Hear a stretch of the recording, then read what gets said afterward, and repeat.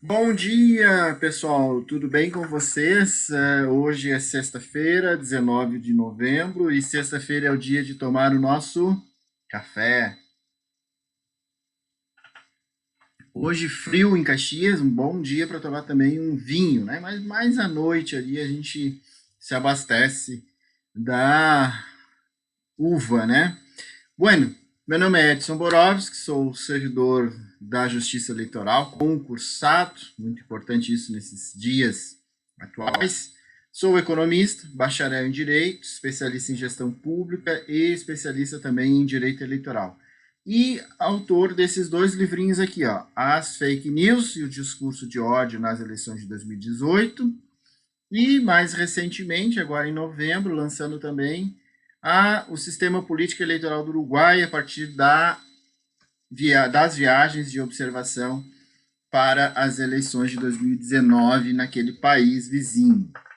Bueno, o assunto de hoje não é novidade, porque nós já havíamos falado sobre a federação de partidos. Quando nós falamos deste assunto há um tempo atrás, nós falamos sobre a possibilidade de uma inconstitucionalidade, de uma afronta, o que a gente chama de uma lei ordinária, uma lei enfrentar algum dispositivo da Constituição e, portanto, essa lei seria inconstitucional. E, bom, nós tivemos uma ação direta de inconstitucionalidade protocolada no Supremo Tribunal Federal. Ela recebeu o número de 7021 ou 7021 e ela foi impetrada pelo Partido Trabalhista Brasileiro, ou PTB.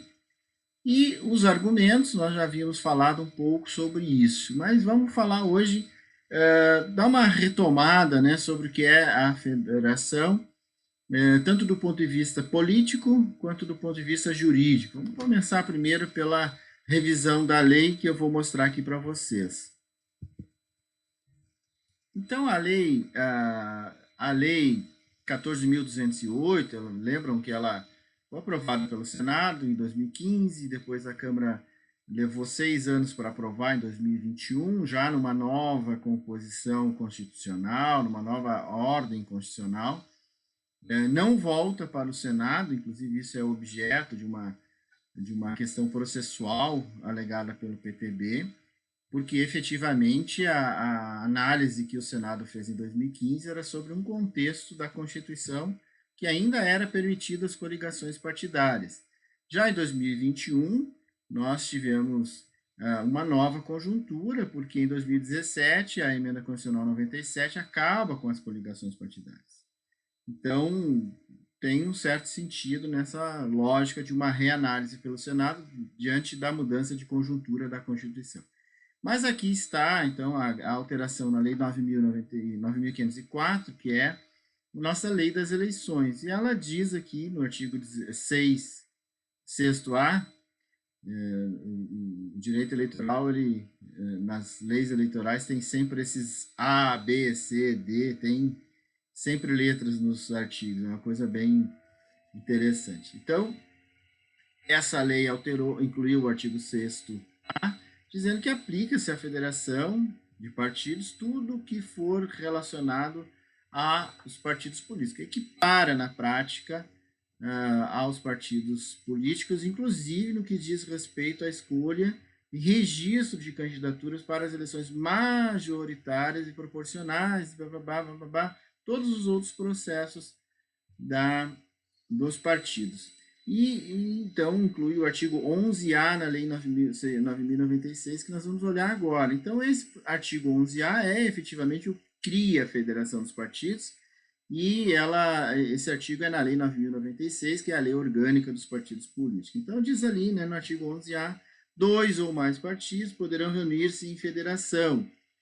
Atuará como se uma única agremiação partidária, ou seja, após a unificação a constituição da federação, é como se aqueles partidos que a compõem ficassem num segundo plano, ficassem em stand-by, ou seja, eles mantêm a sua autonomia, a sua identidade e autonomia, a sua identidade jurídica, inclusive, continua existindo formalmente, mas do ponto de vista político, eles ficam em segundo plano, né? A federação é que vai, a partir da sua composição, falar em nome de todos aqueles partidos que a compõem. Né? Então, aqui aplica-se, parágrafo primeiro, aplica-se à federação tudo que rege em relação ao funcionamento parlamentar, fidelidade partidária, preservação da identidade, e o parágrafo terceiro cria as regras, né? Ela só pode ser integrada com partidos com registro definitivo, ou seja, partidos em formação não compõem federação. Eles devem permanecer filiados pelo mínimo 4 anos. Ela deve ser constituída até a data final da realização das convenções, que é 5 de agosto. Então, até 5 de agosto de 2022, nós poderíamos ter a composição de federações para as eleições de 2022 e elas deverão manter, então, a sua estrutura por no mínimo 4 anos.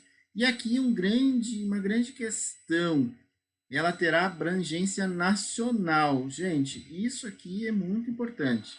E é talvez o nó da ADI 7021, porque ele tira a liberdade e a autonomia dos partidos coligarem diferentemente nos estados, ou seja, 2 ou mais partidos em federação, reunidos em federação nacional, não tem mais possibilidade de discussão de outras composições nos estados e nos municípios, gente. Nós somos um país que tem 27 estados e 5.500 e tantos municípios, né? Então, é uma variabilidade enorme de composições políticas e isso tem um impacto na vida, inclusive, né? Na vida dos partidos, né? Então, o descumprimento do inciso 2, ou seja, ela fica vedado a ingressar em outra federação ou celebrar coligações em 2 eleições seguintes até completar o prazo mínimo remanescente de utilizar o fundo partidário. Então, uma série de penalidades. Então, vamos dar uma olhada aqui no Supremo, no portal do Supremo. Então, essa ADI foi impetrada agora, protocolada dia 4 de novembro, é bem recente, né? E o despacho no dia 16 de novembro, com pedido de liminar, e eu vou mais ou menos aqui mostrar para vocês, então, o despacho, né? O relator é o ministro Roberto Barroso, e então são 2 ações diretas de inconstitucionalidade propostas pelo PTB, e artigos 1º, 2º, 3º, que são os únicos artigos da Lei 14.208, né? Então, o primeiro argumento é que isso pretende restabelecer a figura da coligação. E aqui é importante, né? De fato, a federação partidária, com pouquíssimas diferenças, ela, na prática, ela vai resgatar a figura da coligação partidária. O que a grande crítica à coligação partidária é que você junta 2 ou mais partidos e acaba votando em A e elegendo B. A federação partidária não resgata isso, né? Não tem barreira contra isso. Então, nós podemos ter ali 4, 5 partidos na coligação, na federação partidária, como era na coligação, e um partido pequeno lá, que tenha pouca representatividade na sociedade, mas que tem um candidato que faz muito voto, ele vai acabar tendo mais chance de ser eleito, porque a federação vai conseguir atingir o quociente partidário, assim como era na coligação. Então, de fato, ela tem pouquíssimas diferenças da coligação. Uma diferença básica é que a coligação se extingue no momento do término da eleição. Os efeitos, aquelas multas, por exemplo, todos os efeitos do período eleitoral passam a ser respondidos solidariamente pelos partidos que a compunham. No caso da federação, ela se mantém. No caso da coligação partidária, ela se desfaz depois da eleição. Fora isso, tem a questão da atuação parlamentar. Sim, a federação, em tese, ela vai atuar como um único partido durante o exercício do mandato parlamentar. Sim, mas na ciência política, a gente estuda muito isso, há muita infidelidade intrapartidária. Hoje os partidos não votam em bloco, apesar de ter uma orientação do partido para qual a sua posição. Os parlamentares, em via de regra, há uma certa traição, vamos dizer assim, ou uma certa liberdade de votar conforme a sua consciência. Então, de fato, é uma coligação disfarçada com outro nome e que efetivamente é uma tese bastante interessante. E aqui, essas normas são inconstitucionais na avaliação do PTB, porque ela traz uma característica, né? Aqui ela, no item 2, por exemplo, ele define aqui a questão de ter necessidade de retornar ao Senado diante da nova composição constitucional, né? E trata efetivamente da autonomia partidária para decidir a quem se coligar em âmbito local, regional ou nacional. E aí vamos voltar lá para a Constituição, que é o artigo 17, parágrafo 1º da Constituição Federal. E para mim, essa é a grande inconstitucionalidade da lei, né? Porque nós tivemos em outro momento da nossa história política recente a definição de uma tentativa de verticalização. Lembram disso? Verticalização. Seria mais ou menos quando coligar para a presidência da República, os partidos A e B coligados à presidência da República não poderiam coligar com outros partidos, por exemplo, para a disputa ao governo do Estado.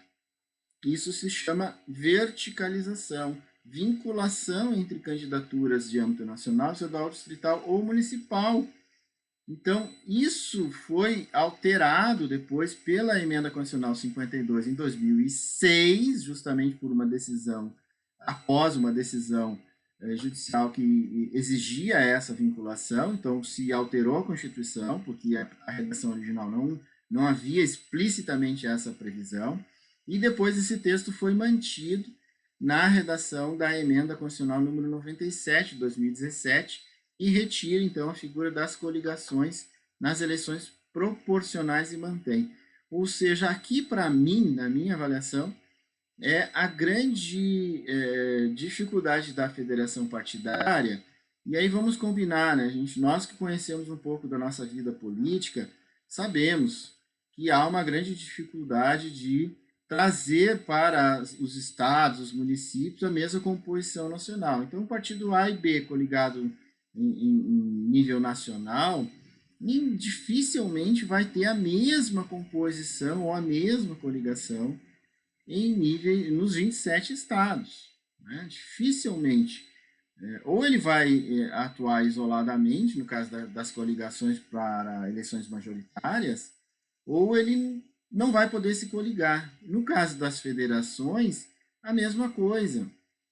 Então, há uma avaliação de que isso efetivamente, essa vinculação nacional da coligação é uma afronta à Constituição.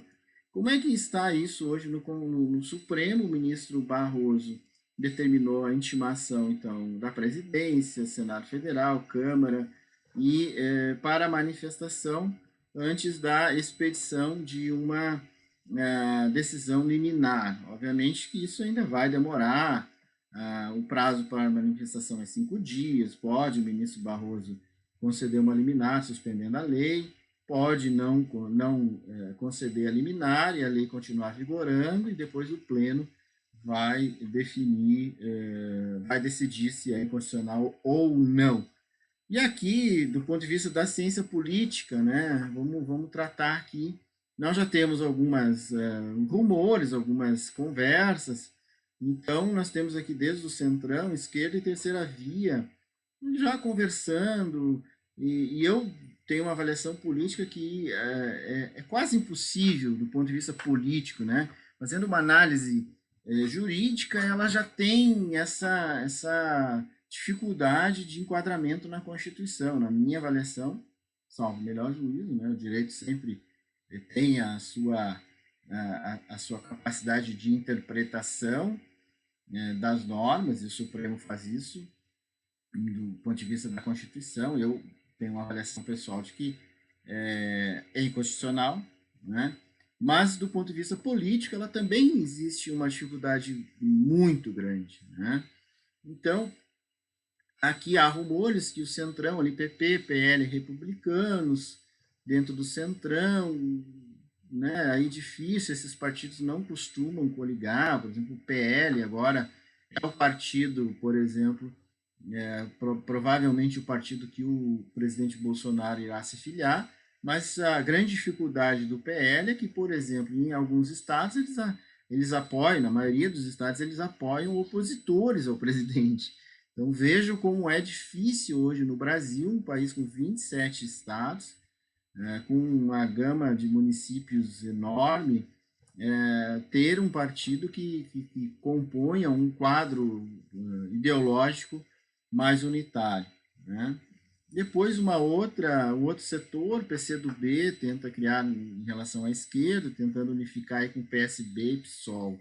Bom, também o PCdoB tem coligações com o PSB, com o PT, com outros partidos mais de centro. O próprio PCdoB, então, tem dificuldade, inclusive, de manter uma organização uniforme em todo o país. O PSOL também tem, geralmente, ficado sozinho nas suas posições políticas e posições, inclusive, eleitorais. O PSB tem uma gama enorme de coligações em todo o país, com divergências de estado para estado. Então, do ponto de vista político, acho bem improvável. E uma terceira via, que aí seria Cidadania, PV e Rede. Aqui, talvez, esses partidos bem menores, com pouca representatividade, e que talvez não se unam em função de uma identidade ideológica, mas se unam em função da própria existência, da própria sobrevivência. E aí, efetivamente, tem mais um caráter de coligação do que federação, vamos combinar, né? Então, e por último, o exemplo da ciência política que se trata, às vezes, que se utiliza para aderir à federação é a questão da Frente Ampla, a história da Frente Ampla no Uruguai, inclusive que eu trato nesse livro aqui, né? Eu falo sobre isso nessa obra aqui sobre o sistema político eleitoral do Uruguai. E aí vamos combinar, né? Primeiro, é outra conjuntura, é um país que tem intendências, tem 19 intendências, mas a atuação parlamentar, a atuação eleitoral ela é nacional, é um país bem menor, existem partidos consolidados, como o Partido Nacional Colorado já há há quase 200 anos, eles foram criados em 1836, então há uma outra cultura política, e atualmente existe, de fato, alguns partidos vinculados à Frente Ampla, com possibilidade de sair ou não, mas a Frente Ampla hoje se compõe muito mais de movimentos populares, a grande maioria da sua composição é por movimentos populares ou por movimentos políticos, e também já há um grande tempo, já desde acho que da década de 2000, é possível a própria filiação direta na Frente Ampla sem estar atuando em um dos partidos ou dos movimentos que a compõem.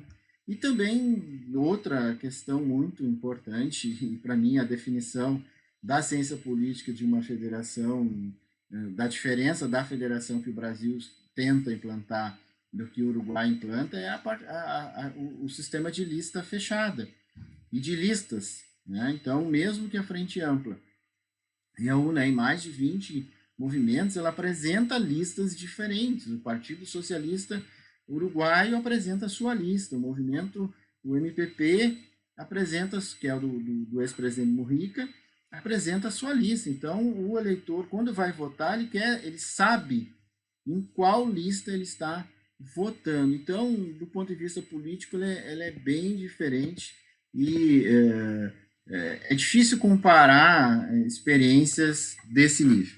Então, era isso por hoje. Muito obrigado pela atenção. Gostou? Se inscreva no canal. Vou deixar o link ali para a venda do livro. Então, vamos aproveitar. Tem promoção lá, vendendo os 2 livros. E até a próxima semana que vem. Vinho para nós hoje de noite. neste momento, só o café. Um abraço.